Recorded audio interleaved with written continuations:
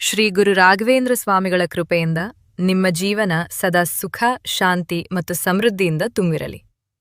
ಮಂತ್ರಾಲಯದ ಮಹಾನ್ ಯೋಗಿ, ದಯೆಯ ಸಾಗರರಾದ ಗುರು ರಾಘವೇಂದ್ರ ಸ್ವಾಮಿಗಳು ಭಕ್ತರ ಕಷ್ಟಗಳನ್ನು ದೂರ ಮಾಡಿ